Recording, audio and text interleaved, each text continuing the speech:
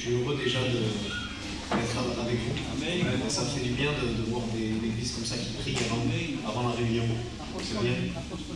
Ça fait du bien d'entendre une église qui prie comme ça. C'est enrichissant. Ça me donne des désirs dans mon cœur. Je vais vous dire comment j'ai rencontré Dieu, ou plutôt comment Dieu s'est fait connaître à moi, parce que c'est pas moi, c'est Dieu qui s'est fait connaître à moi. J'étais un garçon qu'on appelle un athée. Je croyais ni en, que Dieu me pardonne, ni en Dieu, ni en diable. Je croyais en rien. J'avais ma vie qui m'avait façonné comme ça, j'avais décidé de croire en rien, parce que j'avais vécu quelques malheurs à droite, à gauche, des petits. Voilà, dans ma jeunesse, j'ai dit, Dieu n'existe pas. C'était comme ça dans mon cœur.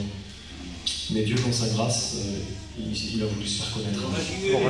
Et par le meilleur instrument que Dieu a choisi, c'est l'homme. Il a choisi de se faire connaître aux hommes, par le biais du Saint-Esprit, mais par l'homme, par des hommes qui décident de parler de la part de Dieu. Et j'encourage ceux qui ont le cœur zélé pour témoigner de Dieu. Et donc un frère m'a témoigné de Dieu, il m'a proposé d'aller à une réunion, 2 réunions, 3 réunions. Et puis, comment vous dire, j'adhérais pas, je comprenais pas en fait. C'était pas logique. Le frère tout à l'heure dans sa prière, il a dit, qu'il y a derrière, il a dit que c'est pas par la logique qu'on s'approche de Dieu, et c'est la vérité. C'est avec un cœur qu'on s'approche de Dieu.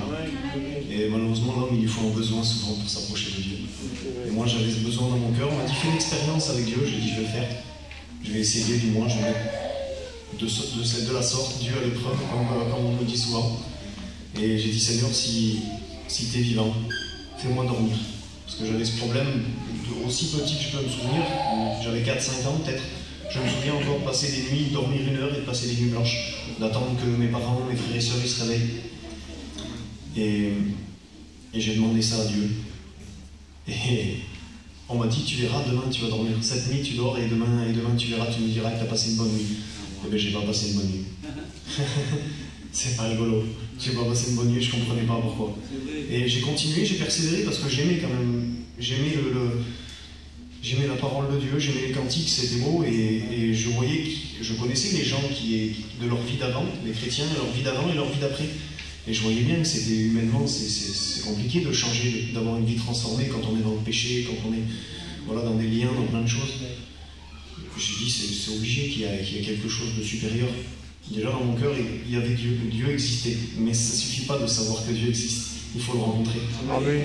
Et un jour, j'étais un garçon qui aimait bien lire, moi, j'ai toujours bien aimé lire, mais je lisais des livres du monde, des romans, voilà, toutes sortes de livres.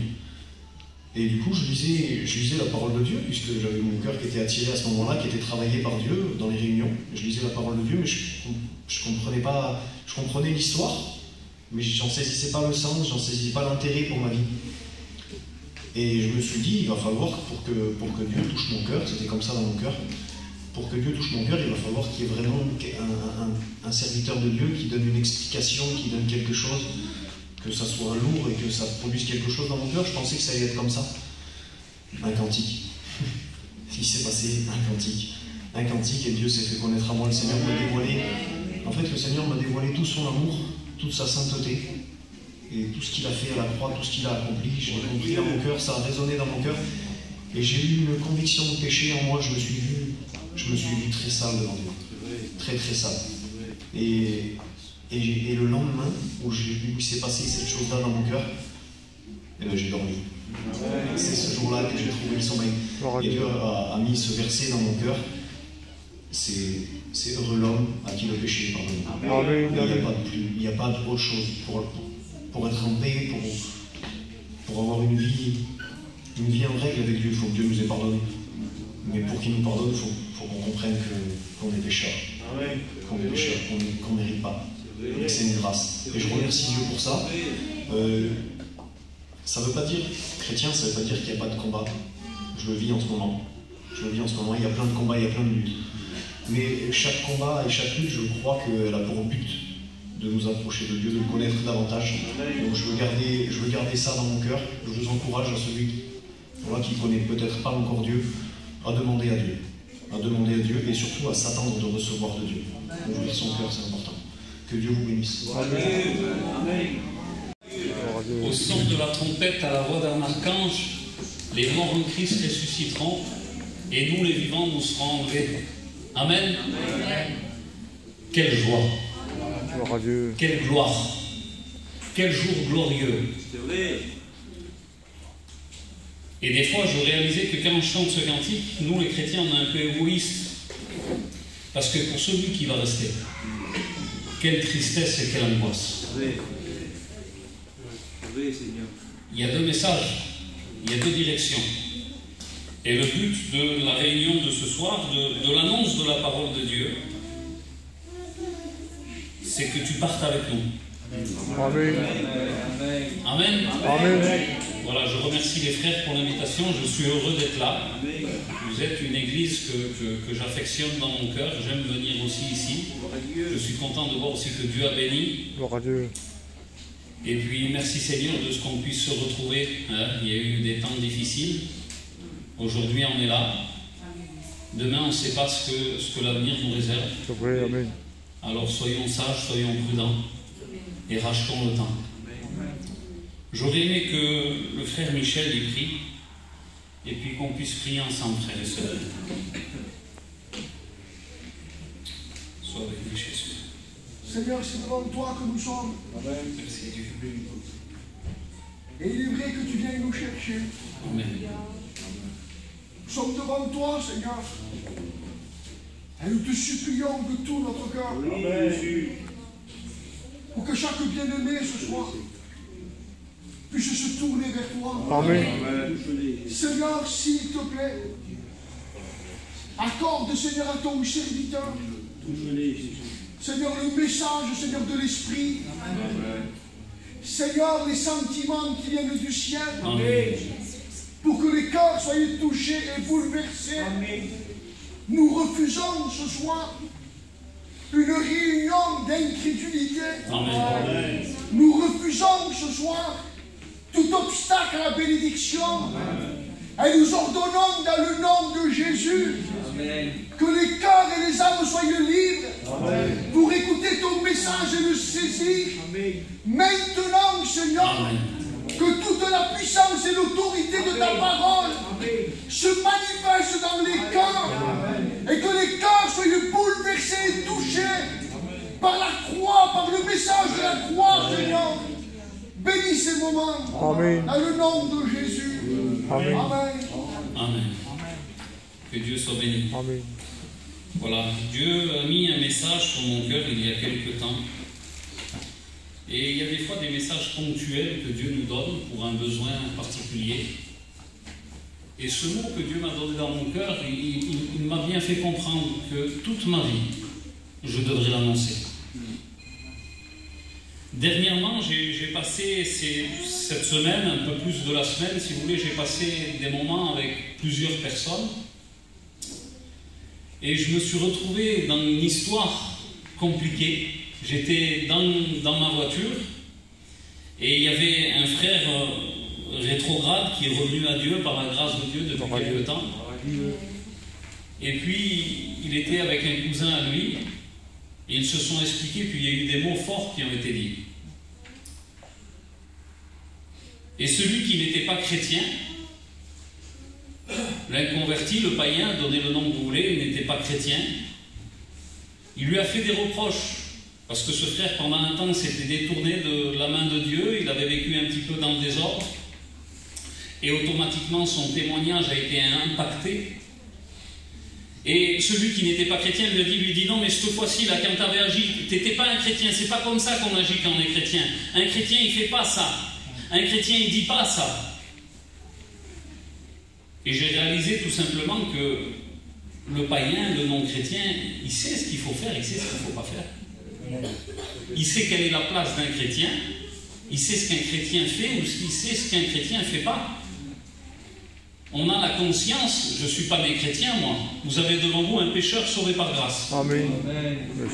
Mais même quand j'étais à Aubenas, j'avais ma religion en moi, mais quand je voyais vivre certaines personnes, je disais mais lui il fait ça, mais je ne suis pas pire que lui moi. Moi aussi je crois en Dieu. Parce que normalement, moi, je ne lis pas trop la Bible, mais je sais à peu près ce qui est bien, ce qui n'est pas bien. Ça, normalement, un chrétien, il ne fait pas. Ça, normalement, un chrétien, il ne boit pas autant. Normalement, un chrétien, il parle pas mal, donc je savais. Et aujourd'hui, je crois que tout le monde sait. Il n'y a pas besoin d'être chrétien pour savoir ce qui est bien et ce qui est mal. Et puis, dans la même semaine, je me suis retrouvé avec une autre personne, un non-chrétien, et il m'a posé cette question. Il m'a dit, pourquoi les chrétiens, vous n'avez pas le droit de boire? Pourquoi vous n'avez pas le droit de fumer? Pourquoi vous n'avez pas le droit de sortir? Et j'ai vu que ce que le non-chrétien sait qu'il ne faut pas faire, quand il regarde à l'autre, j'ai compris que quand ça commence à être un regard sur lui, il dit, mais pourquoi je n'ai pas le droit, moi? Et je lui ai retourné la question, je lui ai dit, maintenant je te pose une autre question. Vous savez, les juifs, ils font souvent ça, ils répondent à une question par une autre question. Et je lui ai dit, je réponds à ta question, mais d'abord je voudrais que tu répondes à la mienne. Tu me poses la question, pourquoi je n'ai pas le droit de fumer, pourquoi je n'ai pas le droit de boire, pourquoi je n'ai pas le droit de sortir? Je te pose une question, moi. Pourquoi toi, tu as besoin de boire? Pourquoi tu as besoin de sortir? Et pourquoi tu as besoin de fumer? Parce que la véritable question, elle est là. Parce que moi, aujourd'hui, c'est pas que j'ai le droit ou pas le droit, c'est que j'en ai plus besoin. Amen. Amen. Amen. Et hier, je me suis retrouvé avec une famille qui a entendu l'évangile et qui était à l'hôpital. Ils nous ont demandé de prier pour leur frère, pour leur oncle, qui était sur un lit d'hospitalisation vraiment mal en point, à l'article de la mort. On a prié pour cet homme, et puis j'ai pu dire par la grâce de Dieu, moi, à cette famille, qui ont connu Dieu. Et les paroles que j'ai pu leur parler, que ce soit sur l'amour de Dieu, que ce soit sur la repentance, que ce soit sur le pardon des péchés, que ce soit sur ce cantique qu'on a chanté, que bientôt il vient nous chercher, je vous le garantis qu'ils l'ont accepté. Et qu'ils avaient les larmes aux yeux. Et j'en ai fait un bilan dans mon cœur. J'ai compris que par rapport à la première expérience que j'ai vécue, c'est que celui qui ne connaît pas Dieu, il sait de toute manière ce qui est bien, ce qui n'est pas bien. Mais j'ai compris par rapport à la deuxième expérience, c'est que quand ça nous touche à nous, on voit souvent les choses de Dieu comme un interdit. Et j'ai compris avec l'expérience que j'ai vécue hier, que souvent on se les rappelle que quand c'est le dernier moment. Le cœur est dur. Hein. Et à force d'entendre la vérité, de la refuser, le cœur s'endurcit. Et je voudrais vous dire quelque chose. On vit dans un monde où la Bible dit que dans les derniers temps, il y aura des temps difficiles, ça y est, nous y sommes. Les gens aimeront le plaisir plus que Dieu, et ils auront la démangeaison d'entendre des choses agréables. C'est-à-dire que même celui qui n'appartient pas à Dieu, on sait qu'à l'intérieur de lui, il sait ce qui est bien, ce qui n'est pas bien, il le sait. On sait que quand il passe des fois par un moment de maladie, par une tribulation dans la famille, souvent on se tourne vers Dieu. Mais il y a tellement d'opportunités aujourd'hui d'entendre certains évangiles qu'on clique sur Internet et on peut des fois choisir l'évangile qui nous convient.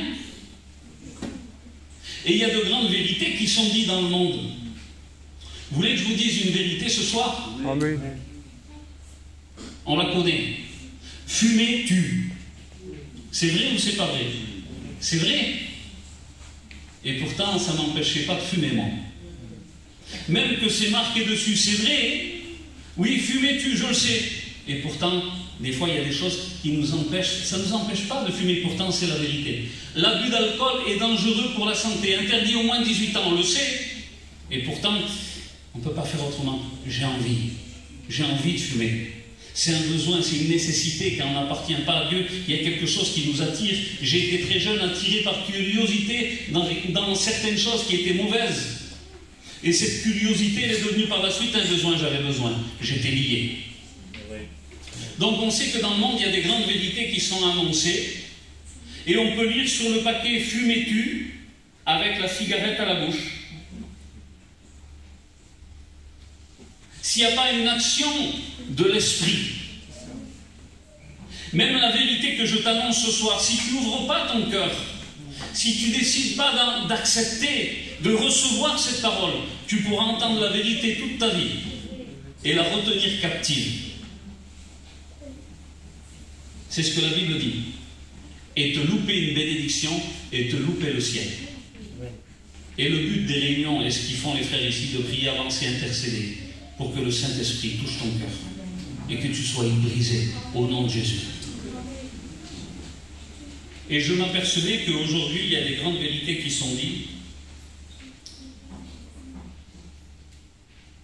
et que des fois, à force d'entendre certains mots, on ne sait même plus qu'est-ce que ça veut dire. Même dans l'Évangile. Et on peut entendre dans la bouche de beaucoup de personnes, ben, ça va avec la grâce de Dieu. Ça va, ben, ça va par la grâce de Dieu, ça va. Mais qu'est-ce que c'est la grâce de Dieu? Et Dieu m'a tiré depuis des temps et des temps, j'arrive pas à l'enlever de moi ça. Qu'est-ce que c'est la grâce de Dieu? Parce qu'on entend la grâce, je peux faire grâce si vous voulez ce soir, et je distribue la grâce. Mais je ne peux pas, je n'ai pas le droit de faire ça. Parce que la grâce, elle est gratuite. Mais elle a coûté très cher. Je ne peux pas la distribuer. Je ne peux pas la rabaisser. Je ne peux pas la diluer. Je ne peux pas la vendre, moi. C'est une grâce gratuite, mais qui a coûté très très cher. Il y a quelqu'un qui est mort sur la croix, son sang a coulé, son nom est Jésus, et la Bible dit que son sang a coulé pour pardonner tes péchés, et que le troisième jour, il est ressuscité pour te justifier, te déclarer non coupable. Alors cette grâce, je ne peux pas la brader. Mais qu'est-ce que c'est la grâce de Dieu? On va lire un passage qui se trouve dans l'évangile de Jean, chapitre 1, verset 17. Et il est écrit comme ça: car la loi a été donnée par Moïse, la grâce et la vérité sont venues par Jésus-Christ. Amen. Amen. Il y a ce qui a été donné, c'est la loi. Et on a besoin de la loi. Chacun d'entre nous, quand on va pour prendre la route, on monte dans la voiture, premièrement, il faut avoir le permis. Deuxièmement, il faut que tu aies l'assurance, contrôle technique, les pneus comme il faut. Il faut que tu mettes ta ceinture. Il faut que tu ne sois pas en état d'ébriété. Et puis tu commences à conduire. Et puis là, il arrive un stop, un feu rouge, un céder le passage, un passe. Donc ces panneaux qui nous indiquent, ils sont nécessaires pour nous. Ils sont là pour nous éviter un accident. C'est la loi. Et cette loi, elle est bonne. Et la loi de Dieu, elle est exactement la même chose. Elle est bonne pour toi. Tu as besoin ce soir de savoir que tu es pécheur devant Dieu, que tu es privé de la gloire de Dieu, que tu as besoin du pardon de tes péchés, que tu as besoin de rencontrer Dieu, que tu as besoin de savoir que Dieu est saint, Dieu est juste, et que dans le ciel, rien d'impur ni de souillé ne peut rentrer. C'est la loi de Dieu, c'est ce que Dieu est. Il y a les 10 paroles du Deutéronome, les 10 paroles de Dieu qui sont encore valables. C'est des paroles morales, c'est des paroles de valeur de Dieu, du caractère de Dieu. Mais par contre, quand tu vas, que tu prends la voiture, même qu'il y ait écrit 50, ou qu'il y ait un feu rouge, tu as quand même la possibilité de griller le stop et de griller le feu rouge. Parce que la loi, elle t'indique ce qui est bon et ce qui n'est pas bon, mais elle n'a pas la capacité de t'aider à le faire. Elle n'a pas la possibilité de te donner la force d'accomplir ce que tu dois accomplir. Elle est juste comme un panneau indicateur. Et normalement, quand on arrive devant la sainteté de Dieu, et quand on arrive devant la noirceur de notre péché, qu'on réalise qui on est, et c'est là que Dieu veut t'amener. Un rendez-vous tête à tête avec Dieu. Quand on arrive là, à un moment donné, on n'a pas de solution. On se retrouve devant la loi de Dieu, elle nous condamne parce qu'on est pécheur, qu'on est mauvais et qu'on est sale. Parce que même qu'on voudrait faire le bien, hop, ça nous rattrape, on fait le mal. Parce que même qu'on voudrait arrêter de boire, c'est impossible, mon corps en a besoin, j'ai pas la puissance. Des fois, j'ai le désir de faire le bien, mais je n'arrive pas à le faire. Et des fois, je fais le mal, et je me repens, qu'est-ce que j'ai fait? Et quand on arrive là, normalement, il y a un mot qui vient, Seigneur, j'ai besoin de ta grâce. Amen. Parce que la loi a pour but de nous amener à la grâce.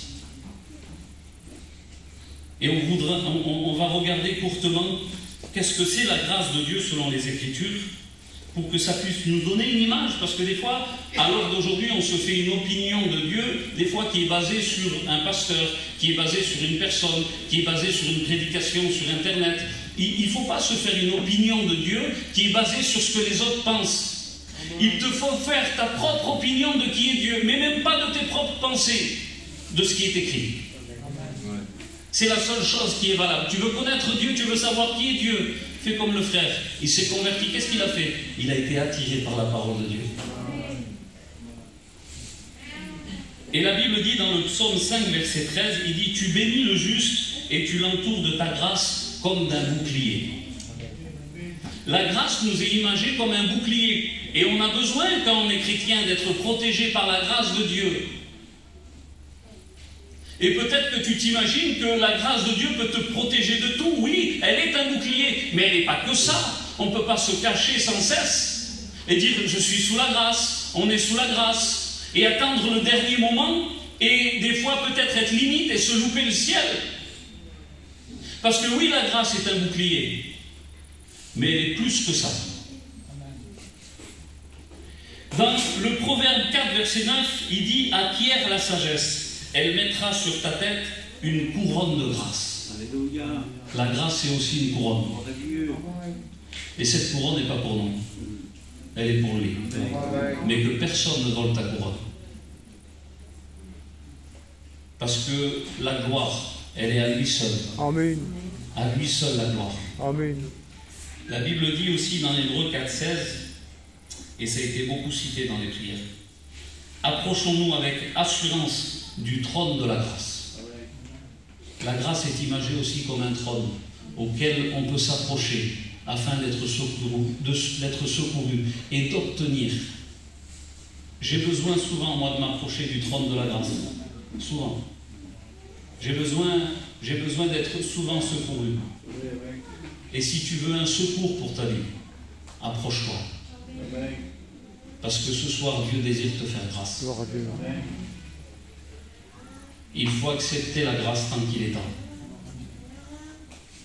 Mais on ne peut pas non plus prendre la grâce parce qu'elle est imagée comme un trône et toujours demander comme si on croirait que Dieu c'était un petit peu Aladdin et un faiseur de miracles. Parce que si la grâce est imagée comme un trône, elle est plus que ça encore, frères et sœurs, plus que ça. La Bible dit dans Éphésiens 2,7, afin de démontrer, dit Dieu, la richesse infinie de sa grâce. La grâce, c'est une richesse. C'est une richesse qui n'est pas d'ici-bas, c'est une richesse qui vient d'en haut. Parce que ici, tu peux être milliardaire, à un moment donné, on peut tout saisir et tu n'as plus rien. Parce que ici, tu peux être milliardaire et puis tu peux être saisi d'un coup de folie et tu veux te donner la mort. La richesse que Dieu veut nous accorder, c'est une richesse spirituelle. Quelle richesse dans le monde et dans les temps qu'on vit d'avoir la paix. Quelle richesse. Amen. C'est une richesse d'avoir la paix. Amen. Il y en a beaucoup qui voudraient se la payer. Ils s'achètent même des fois des matelas à 5 000 €, mais ils dorment sur le canapé.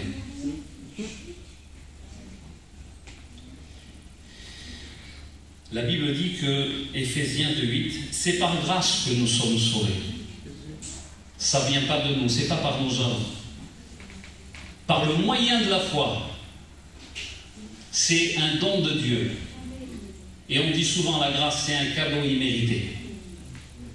C'est pas par nos propres œuvres, c'est pas parce qu'on est gentil, c'est pas parce qu'on est vaillant, c'est pas parce que mon père c'était un prédicateur, c'est pas parce que mon oncle il est chrétien, c'est pas parce que ma mère elle prie pour moi. Non, c'est un don de Dieu, ça vient de Dieu. À tous ceux qui reçoivent la parole, elle leur donne le pouvoir d'être nés, de devenir enfants de Dieu, lesquels sont nés ni de la chair, ni de sang, ni de la volonté de l'homme. Ah, ça veut dire qu'il y a des naissances, des fois oui, nés de la chair, il y a la vie, il y a une naissance, mais il n'y a pas Dieu.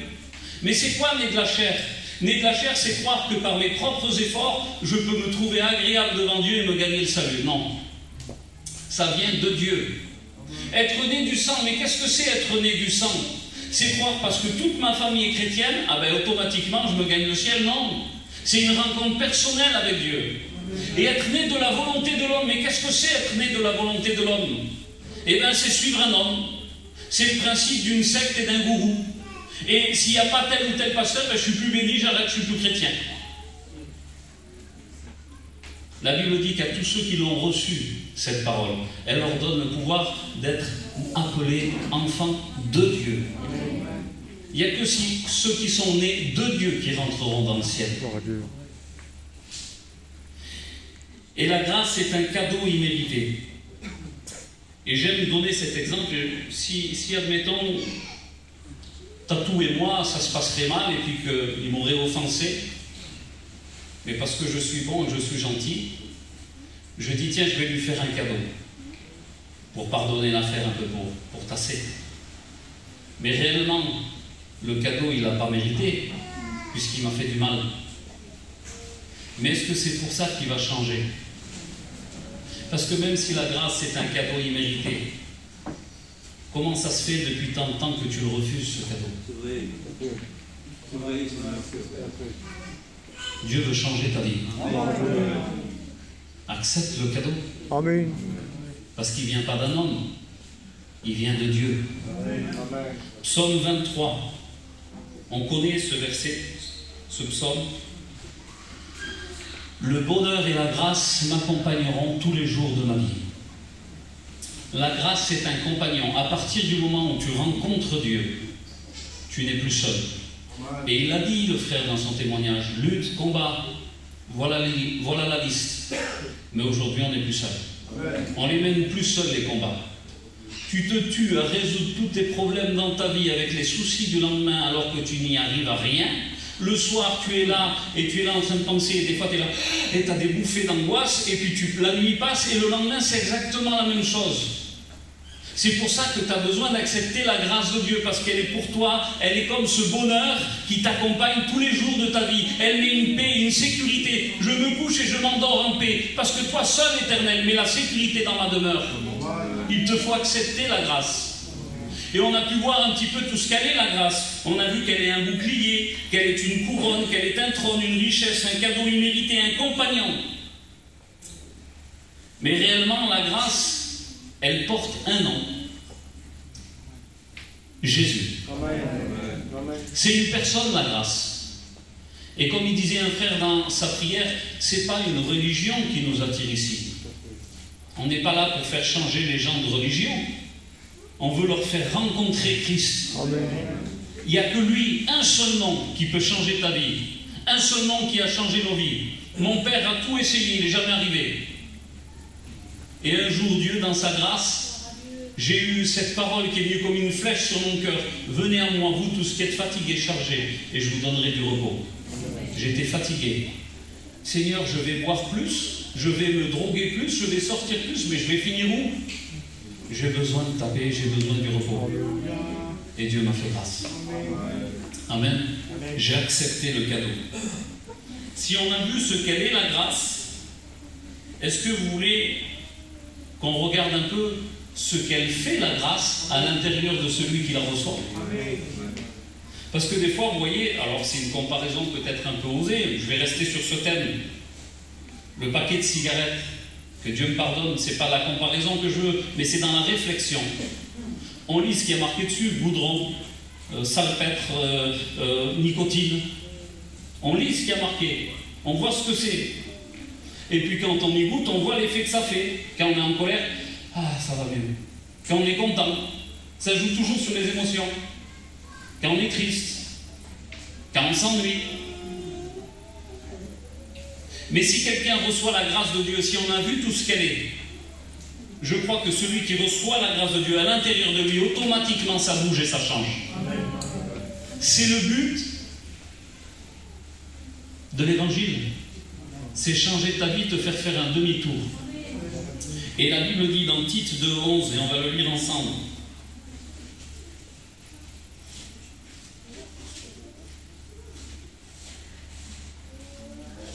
La grâce de Dieu, source de salut pour tous les hommes, a été manifestée. La grâce de Dieu, c'est aussi une source. Et quand on voit le mot source, il veut dire aussi départ. Comme quelqu'un, des fois, dit, mais où est-ce que tu as eu ta source par rapport à une info? D'où est-ce que ça vient? La grâce de Dieu, source de salut, c'est le départ du salut, a été manifestée. Et cette grâce, quand on a vu tout ce qu'elle est, tout ce qu'elle représente, celui qui la reçoit à l'intérieur de son cœur, elle va commencer à produire un effet. Ça va commencer à bouger. Et quand quelqu'un reçoit la grâce de Dieu, ça se voit. Ouh, lui, Dieu a touché son cœur. Ça se voit. Ça bouge. C'est plus pareil. Le langage n'est plus le même. La direction n'est plus la même. On voit, il vient souvent en réunion. Ça commence à travailler. Cette source-là, elle commence à se manifester. Ça bouge. Parce qu'une source, il y a la vie dans une source. Il y a un départ. Et la grâce de Dieu, elle va commencer à faire quelque chose que toi et moi, on déteste par nature. Que celle-là, comme il disait Tatou, elle ne supporte pas. La Bible dit que la grâce de Dieu, elle va commencer à faire quelque chose à l'intérieur de nous, elle va commencer à nous enseigner. C'est la grâce de Dieu qui nous enseigne, qui commence à nous enseigner. C'est-à-dire que si tu veux essayer par tes propres forces, tu n'y arriveras pas. Si tu veux essayer de t'améliorer, de moins boire, de moins fumer, de moins taper ta femme, d'aller moins dans les sorties, tu n'y arriveras pas, car tu as besoin de la grâce de Dieu. C'est elle qui va t'enseigner.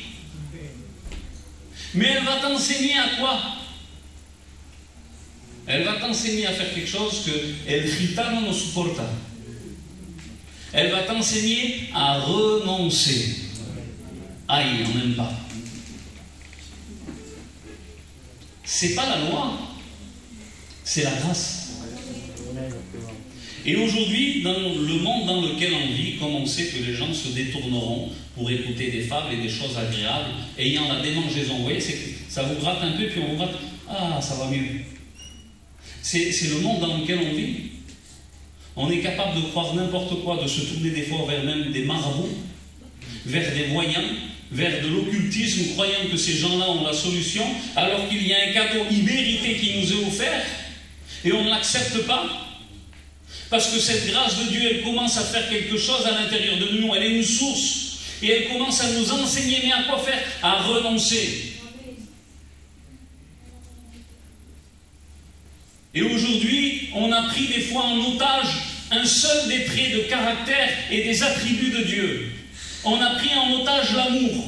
Et sous le prétexte de l'amour, on distribue la grâce. Et on fait grâce à qui le veut. Mais j'ai pas le droit. Ça a coûté trop cher.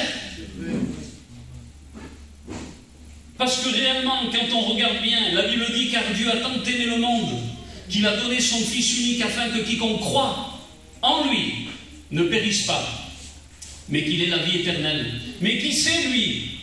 Eh bien lui, c'est la grâce, c'est Jésus. C'est cette parole qui s'est faite chair, et elle est venue habiter parmi nous, pleine de grâce et de vérité. Et la grâce de Dieu, qui a un nom qui s'appelle Jésus, elle est une source qui va t'enseigner à renoncer. Ce n'est pas la loi qui nous enseigne à renoncer, c'est la grâce. Parce que la loi nous indique ce qu'il ne faut pas faire. La loi nous indique le niveau de sainteté de Dieu, le caractère de Dieu. Mais elle ne nous donne pas la possibilité d'y arriver. Et des fois, tu t'infliges des lois et des règles. Mais tu n'y arriveras pas. Tu as besoin de la grâce de Dieu. C'est elle qui va t'enseigner à renoncer. Et non seulement à renoncer, mais à quoi? Aux convoitises mondaines. Parce que le monde est là pour te piéger. Il te donne du caramel. Et au bout d'un moment, tu chopes du diabète et tu ne vois plus rien. Et tu es aveuglé. Vous ne voyez pas dans les temps dans lesquels nous sommes? Vous croyez qu'il va y en avoir des milliers des réunions? À un moment donné, le Seigneur il dit, considérez le temps. Vous voyez le temps, vous dites, ah ben demain il fera beau, ou demain il fera pas beau. Mais vous voyez dans les temps qu'on est en train de vivre, le Seigneur est à la porte. Et bientôt il vient chercher son Église. Et ceux qui auront fait la paix avec lui, il te faut accepter la grâce. Et c'est elle, pas un homme, pas un pasteur. C'est la grâce de Dieu qui va t'enseigner à renoncer aux convoitises mondaines et à l'impiété, tout ce qui n'est pas bon, tout ce qui n'est pas pur. Tu n'y arriveras pas par tes propres forces. Tu as besoin de la grâce de Dieu. Amen.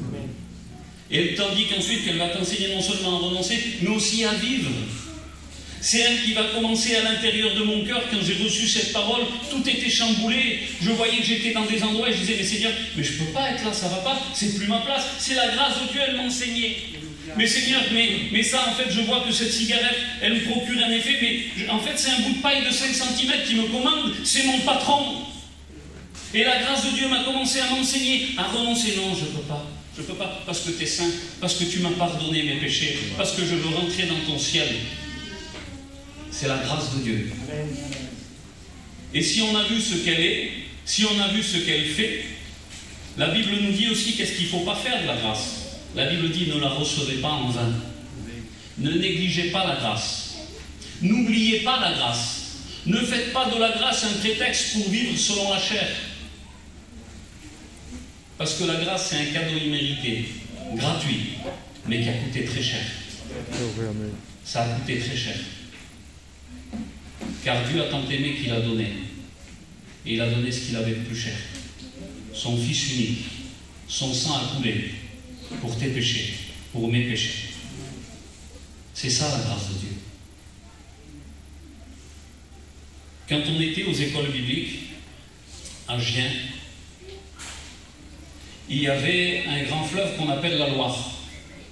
Les frères qui ont monté là-haut, peut-être vous vous souviendrez, c'est un fleuve qui est très large. Il y a des bateaux qui passent, ça fait 1000 km de long. Et quand j'étais là-bas, Tatou, je me suis souvenu de là où j'étais à Aubenas. J'étais vers au-dessus de Vals, moi, en Trèves. La Paquita, elle connaît. Et je me suis souvenu qu'un petit peu plus haut, il y a un petit village qu'on appelle le Gerbier des Gens. Et dans le creux d'un rocher, il y a une petite source où les gens viennent visiter l'été. Et une petite source qui coule comme un filet comme ça. Et au-dessus du rocher, à 600 km de Gien, à 1000 km de Saint-Nazaire, là où la Loire va se déverser, et il y a un petit écriteau au-dessus de cette source, et il y a écrit « Ici est la source de la Loire ».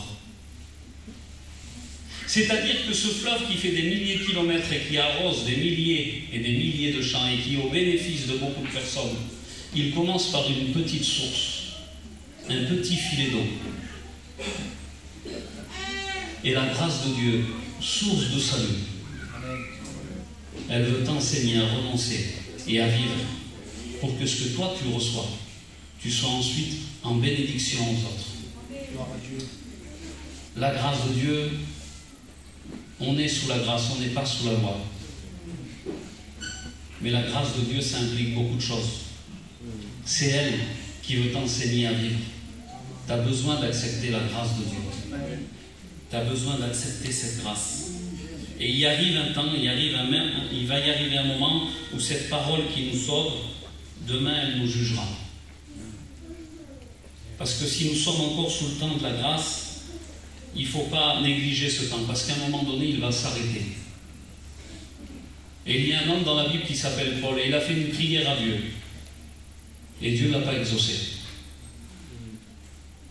Il a prié par 3 fois. Et Dieu lui a répondu une chose. Ma grâce te suffit. Parce que dans la grâce, il y a tout. Et aujourd'hui, celui à qui la grâce, ça ne suffit pas, c'est qu'il a un problème. C'est pour ça que ça ne te suffit pas, toi. T'en veux toujours plus. Il te faut la grâce de Dieu. Amen. Je vous donne cet exemple et je m'arrêterai là. J'aime donner cet exemple, j'aurais pu prendre d'autres passages bibliques, mais c'est quelque chose qui est parlant. Je voudrais vous parler d'un film. C'est spécial, hein? Manon des Sources. On connaît. Il y avait un champ, il y avait une source. Et il valait cher cette maison, parce que là où il y avait la source à cette époque, là où il y avait l'eau, il y avait la vie. Et à cause de la convoitise, à cause de la méchanceté, à cause de l'orgueil, à cause de la jalousie, ils ont bouché la source. Et à cause de ça, un homme est mort. C'est un film. Mais qu'est-ce qui fait que, à l'intérieur de ta vie, à l'intérieur de ton cœur, elle ne se manifeste pas, cette source? Si quelqu'un aurait eu l'idée intelligente d'aller boucher la source qui se trouve au Gerbier des Gens, il n'y aurait pas eu la Loire. Et tu ne voudrais pas faire un bilan dans ton cœur et regarder si des fois il n'y a pas des choses à ôter pour que la grâce de Dieu puisse se manifester dans ta vie, pour qu'elle puisse commencer à t'enseigner, à renoncer et à vivre. Parce qu'il y en a, ils paraissent pour être vivants, mais réellement ils sont morts. La grâce de Dieu veut toucher ta vie. On va courber les fronts et je m'arrêterai là. J'avais d'autres choses à dire, mais je m'arrêterai là. Je crois qu'on peut se répéter ce soir ce verset que Dieu a dit à Paul. Ma grâce te suffit. Il y a tout dans la grâce. Seigneur, et on a besoin de ta grâce, comme il est écrit dans ta parole. pour nous enseigner à renoncer à vivre. Et tu dis un petit peu plus loin, en attendant la bienheureuse espérance de ce que tu viens nous chercher. Seigneur, pour cheminer sur cette terre de misère, pour marcher dans cette vie qui est difficile et compliquée, nous avons besoin de ta grâce. Amen.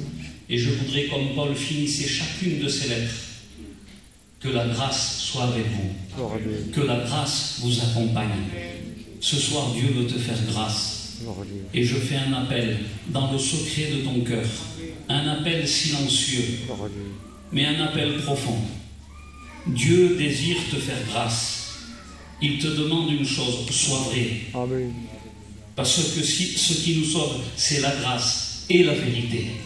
Accepte la vérité. Amen. Et que le Saint-Esprit maintenant agisse dans ton cœur pour que tu puisses comprendre que tu as besoin de la grâce de Dieu. Parce que bientôt il vient nous chercher. Et il désire ce soir te faire grâce.